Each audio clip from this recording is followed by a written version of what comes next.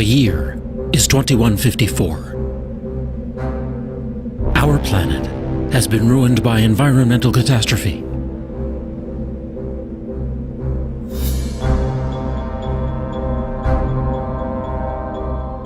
In the movie Avatar, greedy prospectors from Earth descend on the world of an ancient hunter-gatherer people named the Na'vi.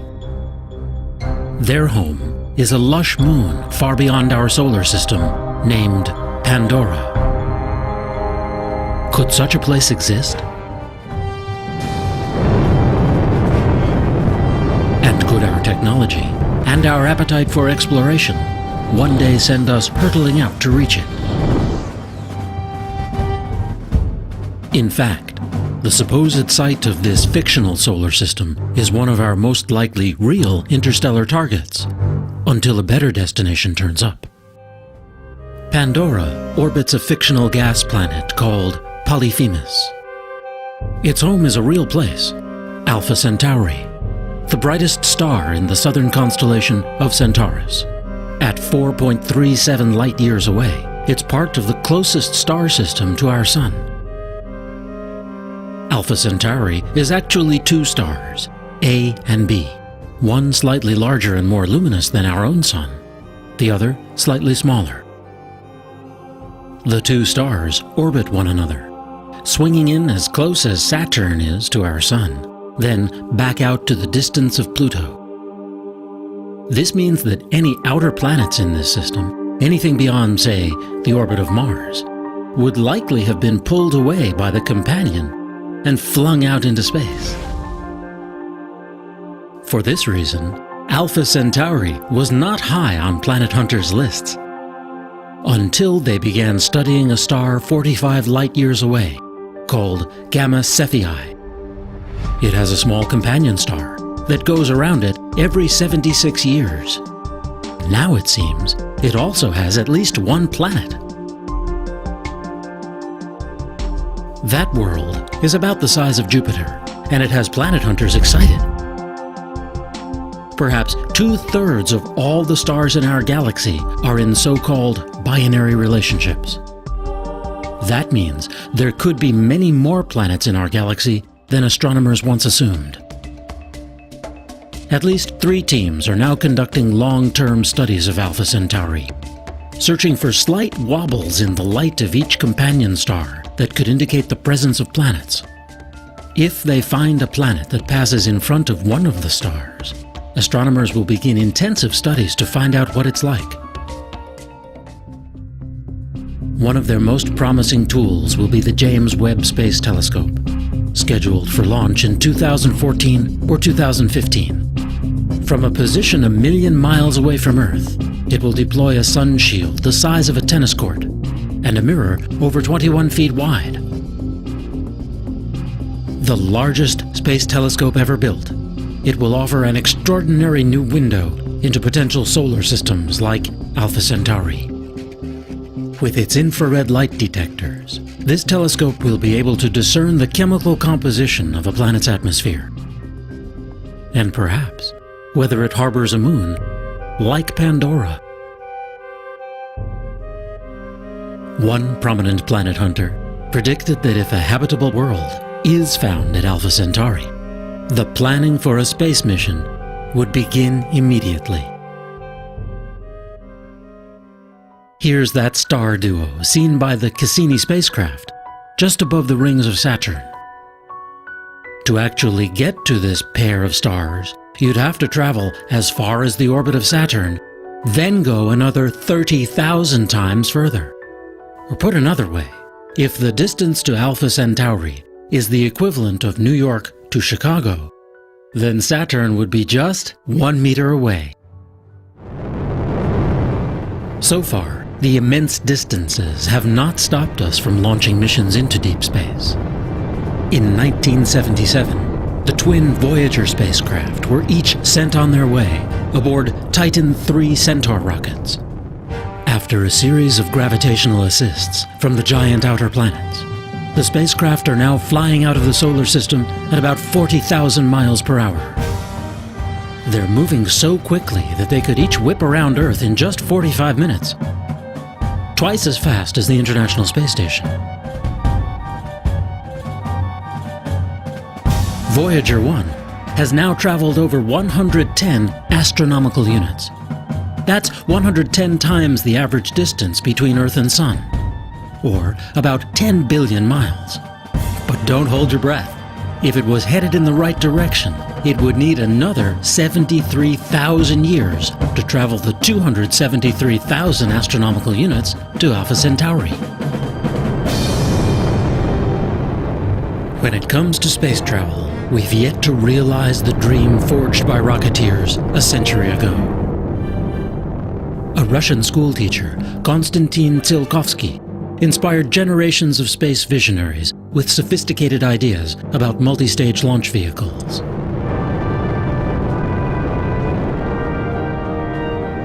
He imagined the construction of space stations in Earth orbit, and eventually vast permanent space colonies. In time, he predicted, we'd evolve into a whole new species, Homo cosmicus.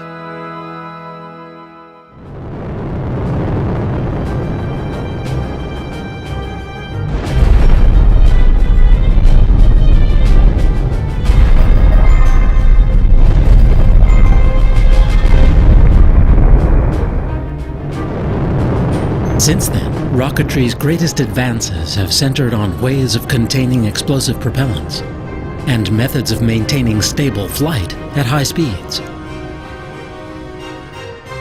The problem is that chemical rockets are just not efficient for long-distance space travel.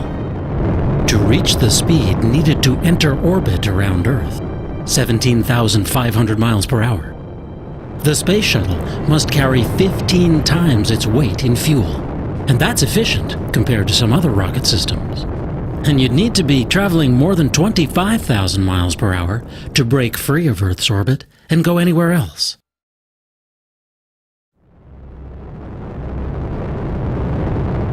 A NASA study showed that to send a space shuttle-sized craft to Alpha Centauri in 900 years would take an unbelievable amount of fuel, 10 to the 137th kilograms of rocket propellant.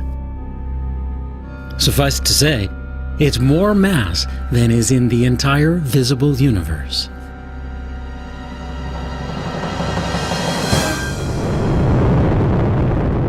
While only a very tiny percentage of NASA's budget goes to advanced propulsion, there are some promising ideas on the drawing board. Rockets powered by nuclear fuel, or plasma, a supervolatile gas. Huge sails pushed along by the pressure of photons from the sun. Ion drives. But to reach Alpha Centauri within a human timescale, we'll have to go with the most potent fuel in nature that we currently know. It's the science fiction fuel of choice, antimatter.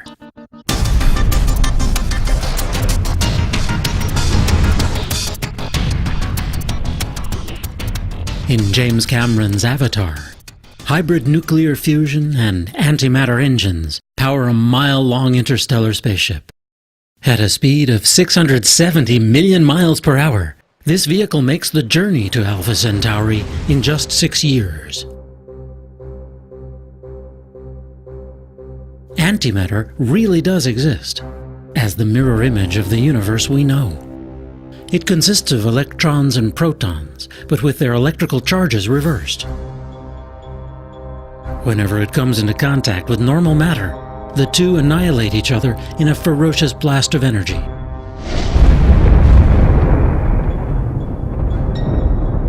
Large amounts of antimatter were created and destroyed in the fiery dawn of our universe, the Big Bang. But somehow, in one of the great mysteries in science, we were left with a universe whose visible substance is almost all normal matter.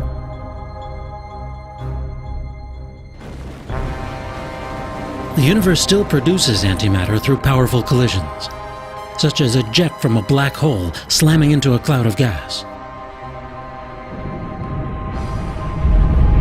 When matter and antimatter obliterate one another, they emit gamma radiation that we can then detect with instruments such as the Fermi Gamma Ray Space Telescope. Fortunately, black holes aren't the only way to generate antimatter. In giant labs, like the Large Hadron Collider, scientists accelerate atoms to nearly the speed of light and blast them together to expose their fundamental constituents. Small amounts of antimatter can be made this way, but it's incredibly expensive. With a dedicated facility, the cost of producing it might come down far enough to produce usable amounts. And that's the hope of one researcher. Dr. Gerald Smith has been working for over a decade to find a way to trap this volatile substance and store it in isolation from the rest of the universe.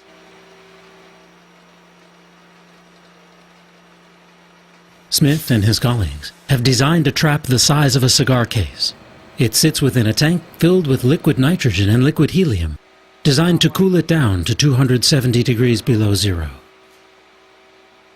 Once injected into this trap, antimatter particles are suspended by magnetic fields within a vacuum as empty as deepest space. But the problem is that anti-electrons, called positrons, tend to repel each other explosively. That makes it tough to store more than a few at a time. This team now believes it may have discovered a pathway to storing large amounts over longer periods of time. Their solution lies in combining positrons with electrons, forming an element called positronium.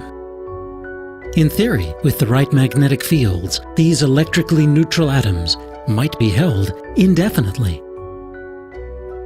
When released under controlled conditions, ultra-high energy antimatter beams could turn out to be ideal cancer killers, or lead to revolutionary industrial applications.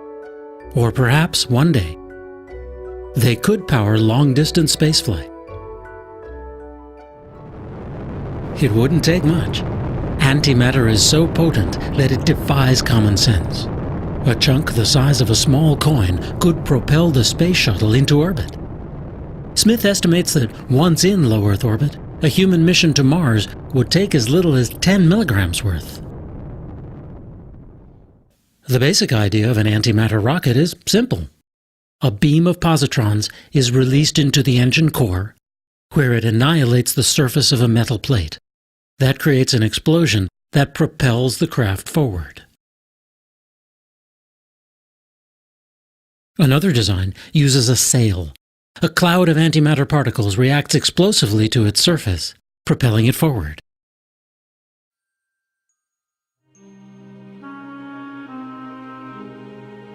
Short of traveling to another solar system, there may be good reasons to contemplate developing antimatter propulsion. A preliminary mission would speed beyond the orbit of Pluto, sending back close-up images of dark planet-like objects that ring the solar system out in the Kuiper Belt. A longer-distance probe could reveal new details about the Oort cloud, a vast realm of comets that envelops the solar system. Once out there, it could sample particles that make up the interstellar medium, or send back unique data sets on dark matter, the invisible stuff that makes up the overwhelming portion of our universe. To make it all the way to Alpha Centauri within 50 years, an antimatter probe would have to gradually accelerate to around 10% the speed of light. That's 67 million miles per hour. It would then gradually decelerate as it approached its destination. At those speeds, hitting even a grain of dust could destroy the spacecraft, so it might be best to slow the journey down to a century or more. It's safe to assume for now that we would only send a probe to Alpha Centauri if we discovered a habitable world. There may be other choices in our solar neighborhood. They include Proxima Centauri, a red dwarf star 4.2 light-years away that may be gravitationally bound to Alpha Centauri. Beyond that, not quite 6 light-years away, is Barnard's star. Or there's Leland 21185, a red dwarf 8.3 light-years away. we already know it has 2 Jupiter-sized planets. There are at least 22 stars within 12 light-years of Earth. And any way you look at it, the first interstellar voyage will be a quantum leap for humanity. The urge to reach out to distant horizons, to climb the highest peaks, to push ourselves past our perceived limits, seems to be a vital part of what makes us human. Yet, explorers of old set off not just because it was there.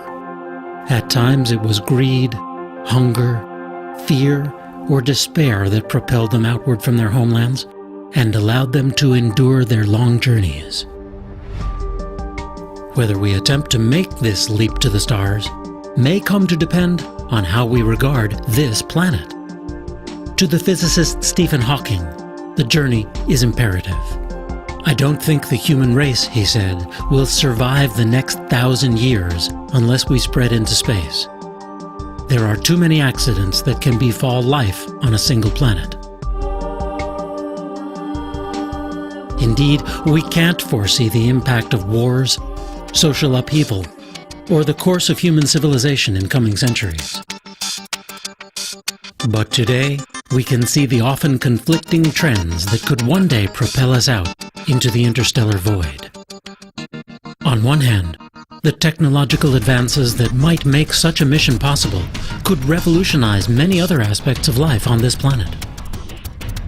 The ever-increasing rate at which numbers of transistors can be placed inexpensively on computer microchips has become a metaphor for the advance of all technologies in this century.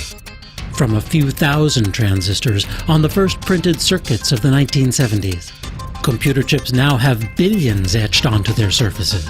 Even that number could seem amazingly small in another few decades. Many observers forecast a steep rise, even an acceleration, in the pace of invention and basic research, and for whole new solutions to the problems of energy, food production, health, and more.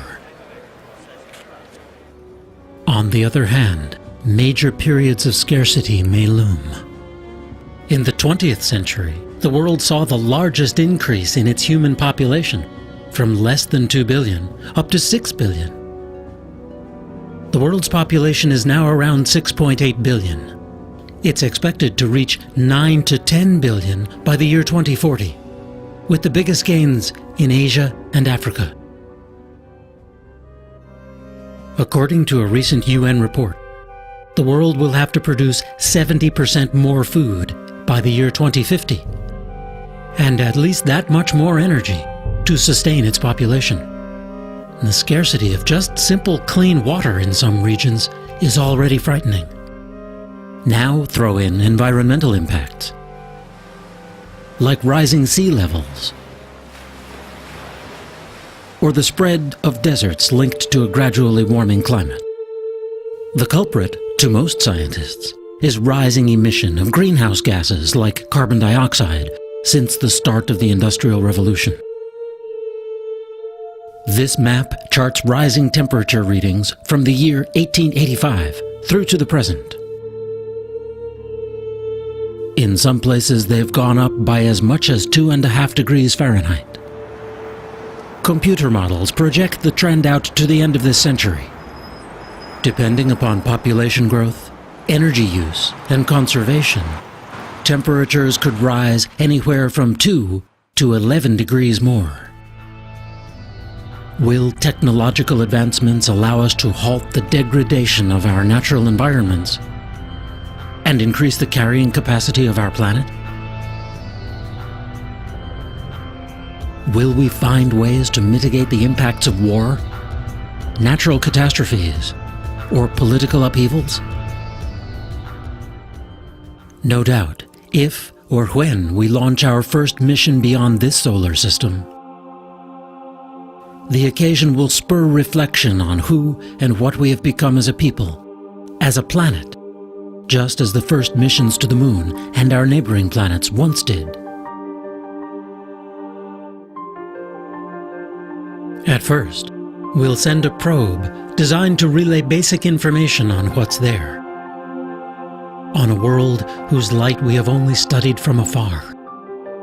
As this cosmic emissary makes its way across the void, we on Earth will continue to struggle in our pursuits of happiness and prosperity, or of mere survival.